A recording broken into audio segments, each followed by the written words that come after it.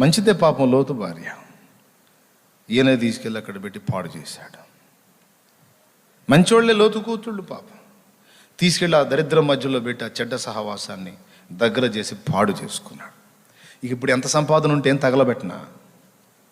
కాదండి, ఎన్ని కోట్లు ఎన్ని లక్షలు సంపాదిస్తే మాత్రమే తగలబెట్టనా? కుటుంబం నాశనం అయిందిగా, సంసారం మునిగిపోయిందిగా. డబ్బు డబ్బు డబ్బు డబ్బు డబ్బు డబ్బు అని కొంతమంది కుటుంబాలు పాడు చేసుకుంటారు. విచ్చలవిడితనానికి అలవాటు పడిపోయి, వాళ్ళ ఇష్టం వచ్చినటువంటి జీవితాలకు అలవాటు పడిపోయి, డబ్బుంటే సమస్తం ఉంటుంది, డబ్బుంటే సమస్తం ఉంటుంది, డబ్బుంటే సమస్తం ఉంటుందని ఎంత భయంకరమైన విచ్చలవిడితనానికి అలవాటు పడ్డారంటే, ఒకసారి నేను విన్నాను కీ అనేటువంటి ఒక కార్యక్రమాన్ని గురించి. ఈ కీ అనే కార్యక్రమం ఏంటో తెలుసా? బాగా ధనవంతులైన వాళ్ళు, సంపన్నులైన వాళ్ళు, అందరూ కాదులే కొందరు సంపన్నులైన వాళ్ళు వాళ్ళ భార్యలతో సహా ఒక ప్రత్యేకమైన ప్లేస్లో గ్యాదర్ అవుతారు. ప్రోగ్రామ్ అది. ఆ ప్రోగ్రాంలో వాళ్ళు ఏం చేస్తారో తెలుసా? వాళ్ళ భాగస్వాములు భార్యలతో వెళ్తారు. వాళ్ళ కారు తాళాలు ఉంటాయి, కారు తాళాలు. ఆ కారు తాళాలు ఒక బాక్సులో వేస్తారు. బాక్సులో వేసి ఇప్పుడు లేటెస్ట్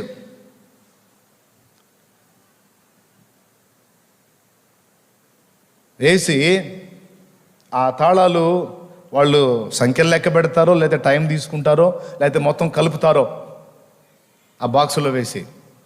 అయిపోయిన తర్వాత అందరూ తాళాలు తీసుకుంటారు. ఎవరి చేతికి ఏ తాళం వస్తే ఆ తాళం తీసుకొని ఇదిగో తాళం అని చూపిస్తాడు. ఆ తాళం కలిగిన వ్యక్తి ఎవరైతే ఉన్నాడో అతని భార్య, ఆ తాళం ఎవరి చేతికి వచ్చిందో వానికి ఆ వేళ సొంతం. మరొకని భార్య తాళం ఇంకొకటి వాడి చేతికి వచ్చింది, ఇంకొకటి చేతికి, ఈమె భర్త చేతికి, వాని భార్య వీని సొంతం ఆ రోజుకి. ఆ విధంగా ఈ కీ ప్రోగ్రాం ద్వారా ఒకని భార్యనొకడు సౌండ్ ఏం చేయాలో అర్థం కావటల్లా, ఎలా జీవించాలో అర్థం కావటల్లా. తెలుసా మీకు? ఒకప్పుడు కాల్ గర్ల్, ఇప్పుడు కాల్ బాయ్స్. డబ్బు డబ్బు డబ్బు డబ్బు డబ్బు ఉంటే మొత్తం ఉంటుంది, డబ్బు ఉంటే అన్నీ ఉంటాయి. డబ్బు కావాలి, డబ్బు కావాలి, ఒక రేంజ్లో ఉండాలి, ఒక స్థాయిలో ఉండాలి, నా బొంద కట్టుకోవాలి, కొంపను నిలువునా కూల్ చేసుకోవాలి అనుకొని పరిగెత్తుతున్న వెర్రి మాలోకాలు. భార్య పిల్లలు భ్రష్టు పట్టిపోతున్నారన్న సంగతి పట్టించుకోరు. తప్పుడు మార్గాల్లో, తప్పుడు క్రమాల్లో, తప్పుడు అలవాట్లలో, తప్పుడు వ్యవహారాల్లో, హేయమైన కృత్యాలలో, రహస్య పాపములలో, ఘోరమైన నీత్యమైన కృత్యాలు చేస్తున్నారన్న సంగతి గుర్తించట్లేదు. డబ్బు కాదు నాయనా కుటుంబానికి ఇవ్వాల్సింది, భక్తి, దేవుని భయం.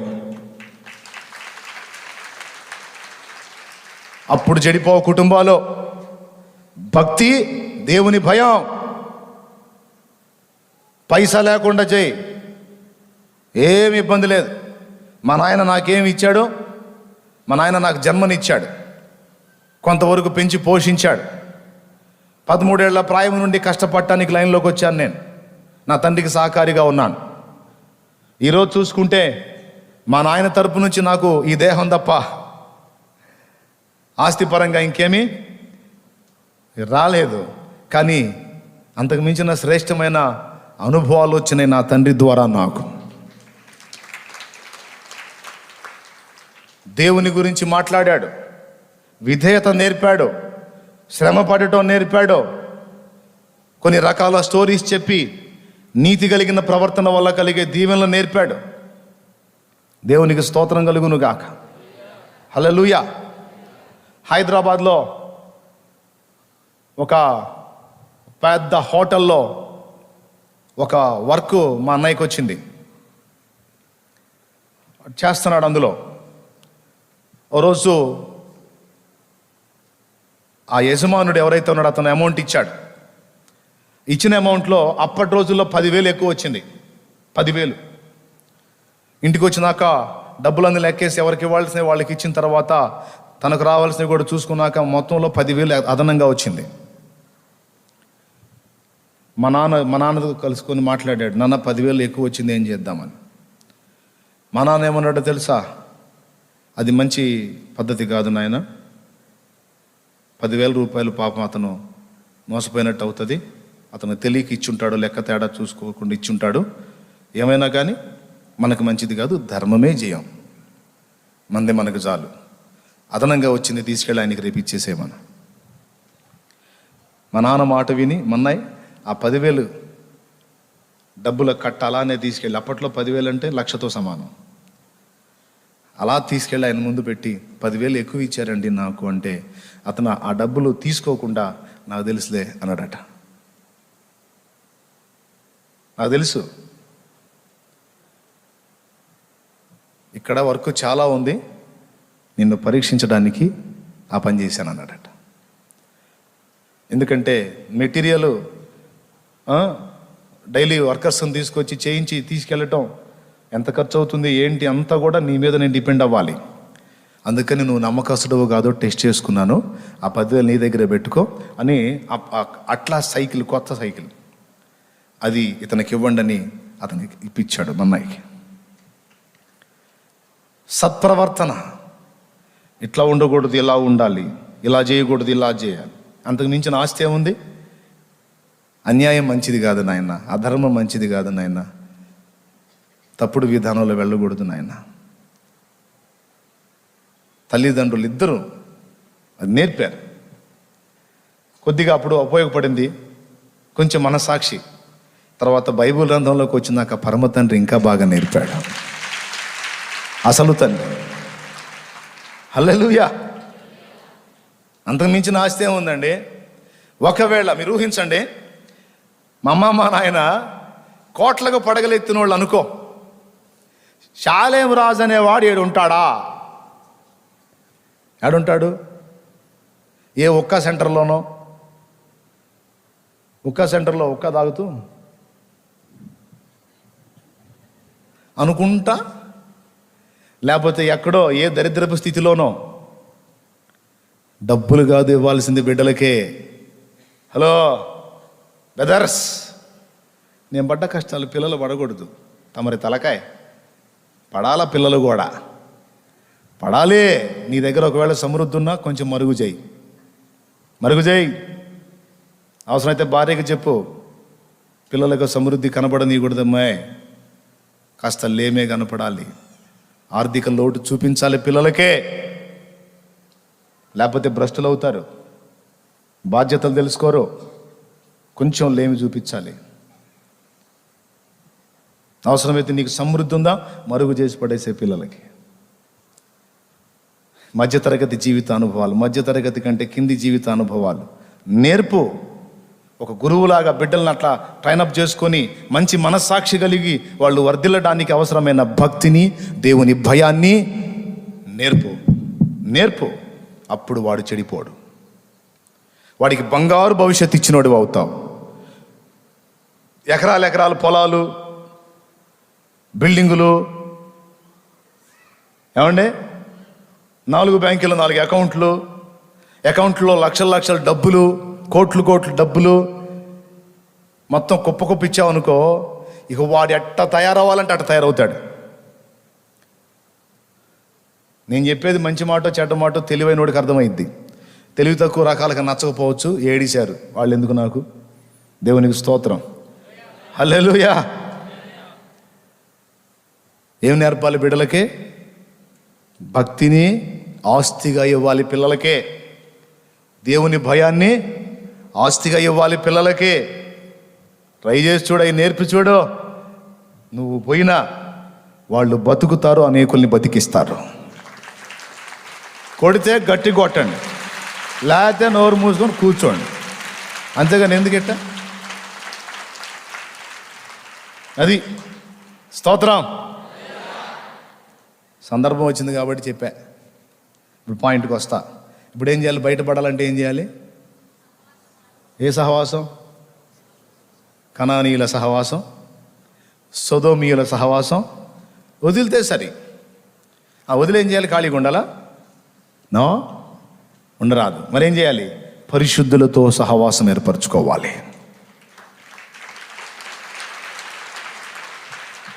ప్రభువులోకి వచ్చిన తొలి దినాల్లో నేను చేసే ఆ పని నాకెంతో దీవెనైంది. అప్పటిదాకా గాలి బ్యాచ్తో తిరిగా, పనికి మళ్ళీ మాటలు చెప్పే రకాలతో తిరిగా.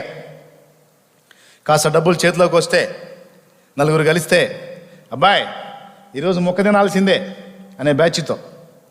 మొక్క తింటాం అంటే ఏంటో తెలుసా? మొక్క ఒట్టిగా తినడుగా, చొక్కేసి మొక్క తినాలి.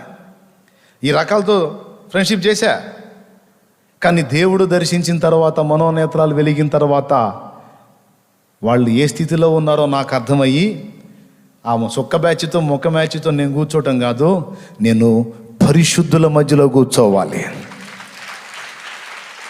భక్తిహీనులతో నివసించుట కంటేను నీ మందిరావరణములో ఒక దినము గడుపుట.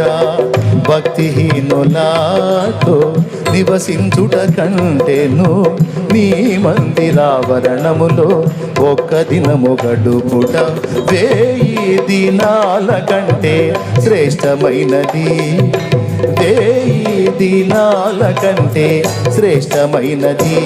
శాశ్వత కృపను నేను తాళంచగా కానైతిని నీ సన్నిధిలో.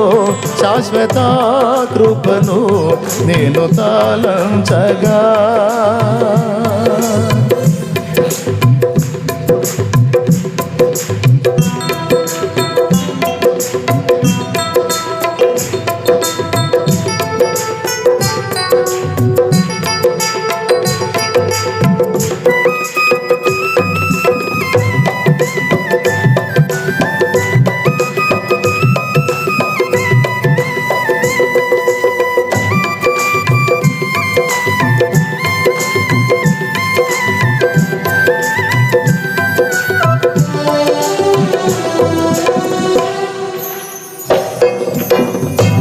హృదయమెంతో జీవము గల దేవుని దర్శించు ఆనందముతో కేకలేయుచున్నది. నా హృదయమెంతో జీవము గల దేవుని దర్శింపానందముతో కేకవేయుచున్నది. నా దేహమెంతో నీకై ఆశించే, నా దేహమెంతో నీకై ఆశించే. శాశ్వత కృపను నేను తాళంచగా కానైతిని నీ సన్నిధిలో. శాశ్వత కృపను నేను తాళంచగా.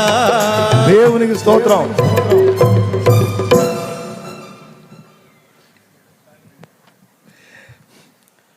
ఇక వాళ్ళు ప్రార్థన పిచ్చోళ్ళు, పాటలు పిచ్చోళ్ళు, వాక్యం పిచ్చోళ్ళు, ఏసై పిచ్చోళ్ళు. టోటల్గా వాళ్ళకి టిఫిన్ కొట్టు, టిఫిన్ అయిపోయినాక పాపం ఆ తోమాల్సింది అన్నీ ఆడేసుకుంటారు. వాటిని కూడా పట్టించుకోరు. పోయి మొత్తం చక్కగా మోకాళ్ళు వేసి కూర్చొని ప్రార్థన చేస్తూ ఉంటారు.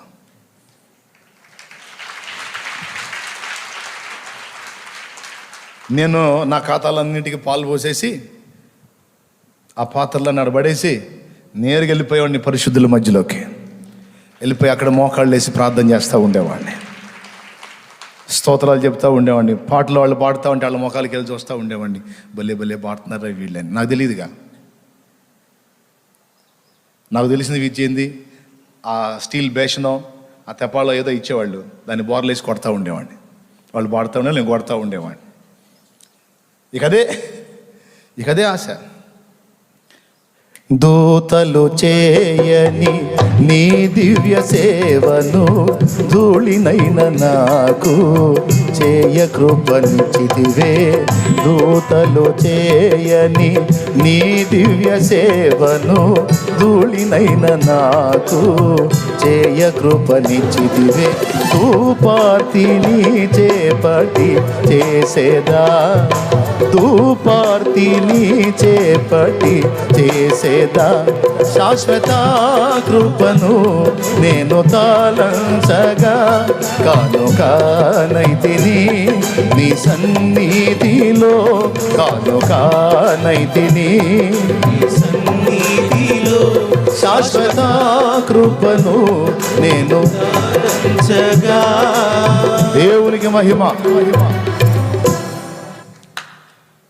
కాబట్టి లోకస్తుల సాంగత్యం క్షేమకరం కాదు. ఎంతమందికి అర్థమైంది? ఇక వాళ్ళ సహవాసంలో ఉంటే ఏం చేస్తారు?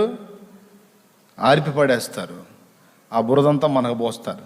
కాబట్టి అప్పటిదాకా ఈ చొక్కా ముక్కా బ్యాచ్, ఈ గలీజ్ బ్యాచ్ ఉన్నారు కదా, ఏమండి, ఈ గలీజ్ బ్యాచ్లో నుంచి బయటకు వచ్చి పరిశుద్ధుల్లో కూర్చొని ప్రార్థన చేస్తూ ఆత్మీయతలో ఎదుగుతూ అప్పుడు వాళ్ళ గురించి ఆలోచించా.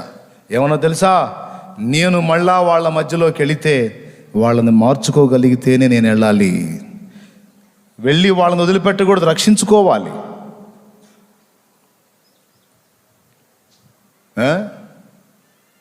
మనం ఎలా ఉండాలంటే, రక్షింపబడ్డోడు ఎలా ఉండాలి అని సైకాలజీ ఎలా ఉండాలంటే, తాగుబోతుడు కానీ, తిరుగుబోతుడు కానీ, తిండిపోతుడు కానీ, పండుబోతుడు కానీ, నిద్రపోతుడు కానీ, ఏ బోతైనా సరే మన దగ్గరకు వచ్చింది అంటే వాడు బోతు మెట్టు వదిలిపెట్టి దేవుని దూత మెట్టుకు రావాల. బోతు మారి దేవుని దూత కావాలి. వస్తాడు ఒకడే, నలుగురికి పెడతాడు. మళ్ళీ ఈ నలుగురు క్రైస్తవులు, వీళ్ళు వాడు చెప్పిన మాట వింటారు. వీళ్ళు నలుగురు కలిసి సువార్త చెప్పి ఆ తాగుబోతాడో లేకపోతే ఆ తిరిగిపోతాడో ఆ పనికిమాలోడు వచ్చినప్పుడు కూర్చోబెట్టి నలుగురు దేవుని మాటలు చెబితే 4 రోజుల్లో మారి బాప్తీసం పొందడం. కానీ వాడు అన్యుడు దేవుని బిడ్డల మధ్యలోకి వచ్చి 4 డైలాగులు వేయంగానే వీళ్ళు అటు ఇటు కాని రకాలు వెంటనే వాని భజన మొదలు పెట్టేసి ఇక వాడు ఏ జీవితం వీళ్ళు కొంతమంది ఉన్నారులే నాసిరకం క్రైస్తవులు, ఈ అటు ఇటు కాని రకాలు. మీలో ఉన్నారా ఎందుకు కొంపతీసి? ఎవరన్నా ఈ లైవ్లో ఉన్నారేమో కొంపతీసి. అన్యుడు వచ్చి కూర్చోగానే వాడితో పాటు కలిసి భజన చేసే రకాలు. మనం అలాగుండరాదు. మనమంటూ ఒకరిని కూర్చోబెట్టామంటే రక్షణలోకి రావాల్సిందే వాడు, అంతేగాని వాడి రూట్లోకి మనం పోయి మనం చెడిపోకూడదు. అట్లా అవకాశం ఉంటే వీడు నన్ను జడగొడతాడు అనుకుంటే అసలు వాడి సహవాసమే కట్ చేయాలి కొద్ది రోజులు, మనం బలపడ్డదాకా. 4 మంచు ముక్కల మధ్యలో ఒక నిప్పు కణిక, ఎర్రని నిప్పు కణిక తీసుకెళ్ళి మంచు ముక్కల మధ్యలో పెడితే మంచు ముక్కలు నిప్పు కణికలు అవుతాయా? అవుతాయా? చెప్పు బాబు. మరి ఈ చెప్పేటప్పుడు బాగానే వింటున్నావు, ఇంటికి బాగానే మళ్ళీ పోయి వాళ్ళ దగ్గర కూర్చుంటావు ఎందుకు మరి? అన్నా మరి వాళ్ళే ఉన్నారన్న అందుబాటులో, అందుకని కూర్చుంటున్నా. అందుబాటులో ఉన్నాయని మనం పందులతో కూర్చుంటామా? బుజ్జి పంది, బంగారు పంది ఎంత బాగుందో, దీని మూతి ఎంత బాగుందో అని దాని దగ్గర పోయి కూర్చుంటావా? గొర్రె పిల్లని చూస్తే ముద్దాడ బుద్ధి అయితే, పంది పిల్లని చూస్తే ముద్దాడ బుద్ధి అయిద్దా? గొర్రె పిల్ల ఎత్తుకో బుద్ధి అయిద్దా అసలు? అదే పంది పిల్లని దాని సప్పుడే దో రకంగా ఉంటుంది, గుర్రు గుర్రు అని. ఏం చేద్దామనే మరి నాకున్నాయన్నీ అయ్యే పిల్లలు, అందుకని వాటినే ముద్దాడుతూ ఉన్నా. పంది ప్రేమిక మానే ఇక. దేవునికి స్తోత్రం. ఆ సహవాసం వదిలేయి, ఆ పనికి మళ్ళీ వ్యవహారం వదిలేయి. బలపడు ముందు క్రీస్తులో, బలపడి అనేకుల్ని బలపరుచున్నట్లు రక్షించున్నట్లు సిద్ధపడో. వెతుక్కో పరిశుద్ధుల సహవాసం. దూరమైనా సరే, కష్టమైనా సరే, సైకిల్ లేదు, బైక్ లేదు, కాలి నడకైనా సరే పోయి పరిశుద్ధులతో కూర్చొని పరిశుద్ధులతో మాట్లాడి పరిశుద్ధులతో సాంగత్యం చేయి, పరిమళిస్తావు. నువ్వే నిప్పు కణికలాగా ఉన్నావు, అప్పుడే మంటతో మొదలు పెట్టావు, ఇప్పుడే పోయి మంచు మొక్కల మధ్యలో కూర్చున్నావు అనుకో, ఆ మంచు మొక్కలు నిప్పు అంటదు కానీ అవి వాటి చల్లదనంతో నీలో ఉన్న నిప్పును ఆర్పుతాయి. అప్పుడు ఆ ఉన్న అగ్ని కాస్త పోయి బొగ్గుగా మిగిలిపోతావు. మళ్ళీ చెప్పేదా సరిపోద్దా? తెలివిగల్లోళ్ళు అయితే ఈ పాటికి అర్థమైపోయింది. మంచు మొక్కల్ని నిప్పు కణికి అప్పటికి మండించలేదు కానీ వాటి చల్లదనం దెబ్బకి ఇది బొగ్గయ్యే అవకాశం ఉంది. క్రైస్తవుడు మండితే అగ్ని ఆరితే బొగ్గో. దేవునికి స్తోత్రం కలుగును గాక. వదిలేసేయాలి లోకస్తుల సాంగత్యం. అంటే వాళ్ళ నుంచి అసలు పూర్తిగా అడవుల్లోకి వెళ్ళమని చెప్పట్లా. హాయ్ అంటే హాయ్, బాయ్ అంటే బాయ్, అంతే. వాడు హాయ్ అంటే చాలు, ఏదే బాగున్నావా, వాడు పోతున్న వీడు వదిలిపెట్టడం. మనం అట్లా చెయ్యరాదు. ఓకేనా? రైట్. ఇప్పుడు అన్యుల సాంగత్యం చెప్పే కదా, వాళ్ళని వదిలించుకుంటే వ్యసనాల్లోంచి బయటపడతాం. ఇప్పుడు ఒక విచిత్ర జాతి గురించి చెబుతా. అయిపోలా, అసలైంది ఇంకోటి ఉంది. ఈ జాతి ఎవరంటే ఆత్మను ఆర్పేసుకున్న జాతి. ఈ క్రైస్తవుడే, తిరిగి జన్మించినోడే, మారు మనసు పొందినోడే, బాప్తీసం పొందినోడే, కానీ ఆత్మను ఆర్పేసుకున్నాడు. ఇశ్రాయేలు జనాంగం ఐగుప్తు దేశం నుండి కనాను యాత్రకు బయలుదేరారు కదా. దారి పొడవున వాళ్ళ సాగింపులు ఎంత సాగింపులు అంటే మరీ చిన్న పిల్లలు కూడా చాలరు అంతగా సాగించుకున్నారు వాళ్ళు. ఎవరి మీద? పాపం మోషే మీద, దేవుని మీద. మోషే మీద, అందరు చెప్పండి, మోషే మీద, దేవుని మీద. ఏం సాగించుకున్నారు? చిన్న పిల్లల కంటే దారుణంగా. అవి చదువుతుంటే నాకు అనిపించింది, నువ్వు భరించావుగా, నేనైతే ప్రభువా మొత్తాన్ని అసలు ఆ స్టార్టింగ్లోనే ఆ సముద్రంలో ముంచి పడేసేవాడిని ఆయన, ఐగుప్తీలతో పాటు వీళ్ళని కూడా ముంచేసేవాడిని ప్రభు, అందుకే నాయన అనిపించింది నాకు. అరే దారి పొడవునా సణుగుడు గొణుగుడు సాగింపులే. ఒకసారి లేదండి, అప్పటికి ఒకసారి పెట్టాడు పాప మాంసం పెట్టాడు, అయిపోయింది. సంఖ్యాకాండం 11వ అధ్యాయం 4వ వచనంలో ఒకసారి చూడండి, తొందరగా చూడండి, టైం లేదు ఎక్కువ. వారి మధ్యనున్న మిశ్రత జనము మాంసాపేక్ష అధికముగా కనపరచుగా ఇశ్రాయేలును మరలా ఏడ్చి, మాకెవరు మాంసము పెట్టుదురు? ఐగుప్తులో మేము ఉచితముగా తినిన చేపలను, కీరకాయలను, దోసకాయలను, కూరాకులను, ఉల్లిపాయలను, తెల్లగడ్డలను జ్ఞాపకమునకు వచ్చుచున్నవి. అబ్బా చదువు అమ్మా. ఇప్పుడు మా ప్రాణములు సొమ్మసిల్లెను. ఈ మన్నా కాక మా కన్నుల ఎదుట మరేమీ లేదని చెప్పుకొనిరి. చూసారా, ఏమి లేదంట. ఈ మన్నా కాక మా కన్నుల ఎదుట పరలోకం నుండి కురిసిన దేవదూతల ఆహారము వాళ్ళకి ఎవగింపు కలిగి వీళ్ళకి ఏం గుర్తు వస్తుందంట? ఐగుప్తు చేపలోగా. మర్చిపోతున్నారు మీరు. వాళ్ళు మొదలుపెట్టినట్టు ఫస్ట్ ఏం చెప్పారు? చేపలు, కీరకాయలు, దోసకాయలు, కూరాకులు, ఉల్లిపాయలు, తెల్లగడ్డలు ఇవన్నీ పెట్టి బలపరిచాడు ఐగుప్తు రాజు. చేపలను తోమినట్టు తోమాడా? వీళ్ళని చేపలను తోమినట్టు తోమాడా, లేకపోతే వీళ్ళకి చేపలను పెట్టాడా? చెప్పండి. మరి ఇల్లేంది, మాకు చేపలు గుర్తొస్తున్నాయి, కీరకాయలు గుర్తొస్తున్నాయి, దోసకాయలు గుర్తొస్తున్నాయి, మాకు ఉల్లిపాయలు గుర్తొస్తున్నాయి, తెల్లగడ్డలు గుర్తొస్తున్నాయి అని మాకు మాంసం ఎవరు పెట్టుదురు అని ఏడ్చారట. కింద చదివితే అదే ఉంది. ప్రజలు తమ తమ గుడార ద్వారముల దగ్గర నిలిచి ఏడ్చుచుండుట మోషే దృష్టి కూడా అది చెడ్డదనిపించిందట. ఒక్కసారి నాకెళ్ళి చూడండి అందరూ. ఇశ్రాయేలు ఆ విధంగా దారి పొడవునా శోధించడానికి కారణం ఏంటో తెలుసా? ఒక రహస్యం చెప్తాను, గుర్తుపెట్టుకోండి. దారి పొడవునా వారు దేవుణ్ణి సణిగి శోధించి వాళ్ళు భ్రష్టు బట్టి పాడైపోవడానికి కారణం ఏంటో తెలుసా? మిశ్రిత జనం. అది మాట, దాన్ని రౌండ్ చేయాల. మిశ్రిత జనం అనే మాట రౌండ్ చేయాల. చూడు, ఎవరి మిశ్రిత జనం? అసలు ఆ మాటకు అర్థం ఏంటి? మిశ్రిత జనం అంటే ఐగుప్తీయులకి, ఇశ్రాయేలుకి పుట్టినటువంటి వ్యక్తులు.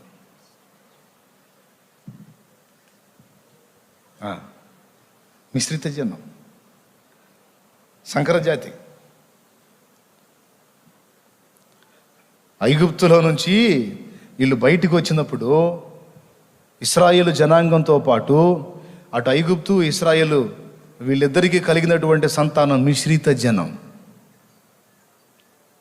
వచ్చారు. వాళ్ళతో పాటు ఇశ్రాయేలుతో పాటు వచ్చారు. వాళ్ళు అడుగడుగున దేవుణ్ణి ఇశ్రాయేలు శోధించడానికి కారణమయ్యారు. మాంసాపేక్ష గలవారే, మిశ్రిత జనము మాంసాపేక్ష గలవారే, బహుమాంసాపేక్ష కనపరచగా. ఇప్పుడు చెప్తా, మిశ్రిత జనం అంటే వీడటు లోకస్తుడు కాదు, వీడు దేవుని సంబంధి కాదు, ఈ జాతుడు అన్నమాట. క్రైస్తవ సంఘములో కూడా ఈ మిశ్రిత జనం ఉన్నది. ఇది పాయింట్. స్తోత్రం చెప్పో.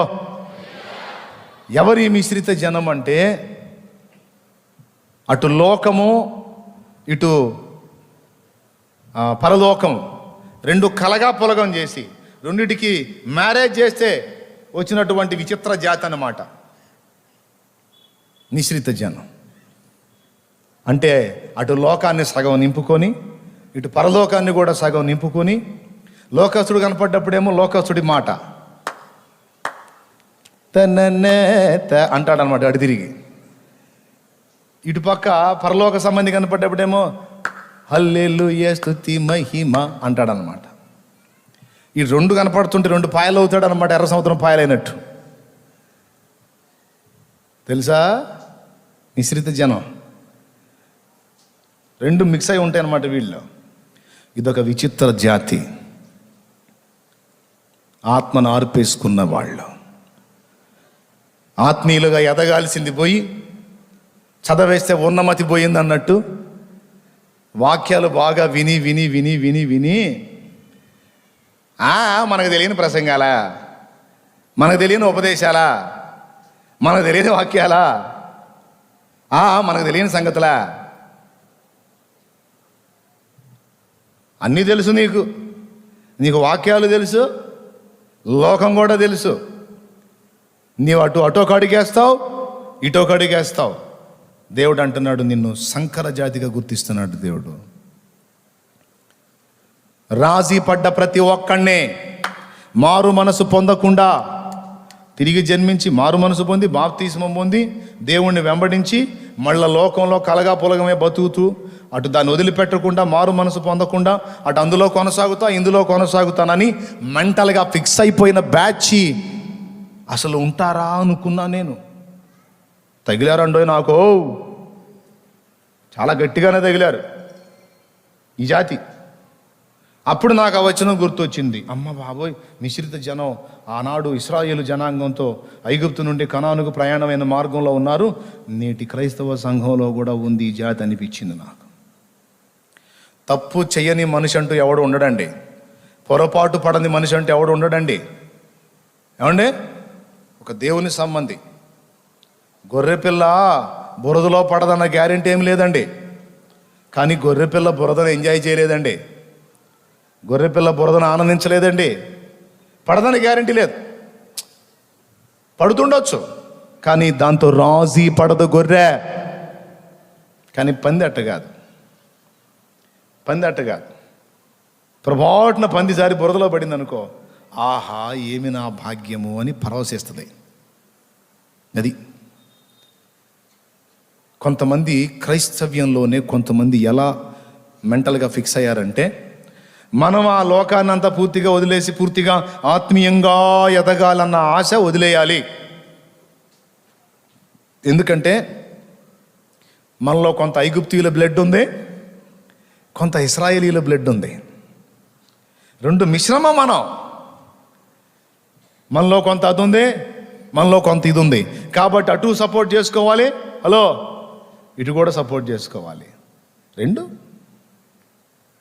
గాలి బ్యాచి దొరికినప్పుడు వాళ్ళతో వేసుకోవాలి, పరిశుద్ధులు కనపడ్డప్పుడు స్తోత్రం ప్రభా హల్లెలూయా అనాలి. ఛే ఏంటి నేను ఇంత ఆత్మీయంగా ఉండేవాడిని ఇట్లా బస్టు పట్టానంటే, ఛా నాకొద్దు ఈ జీవితం, ప్రభా నన్ను క్షమించయ్యా, ఏంది ఇంత దిగజారిపోయాను, ఇంత నీచంగా తయారయ్యానేంటి, నాకొద్దు ప్రభా ఈ జీవితం, అయ్యో నేను ఆ సంబంధిని కాదు ప్రభా, నాలో ప్రవహిస్తున్నది నీ రక్తం ప్రభువా, అయ్యో దేవా నేను బలహీన పడితేనేని వచ్చి దేవుని పాదాలు పట్టుకొని ఏడ్చి కన్నీరు గార్చి మారు మనసు పొందరు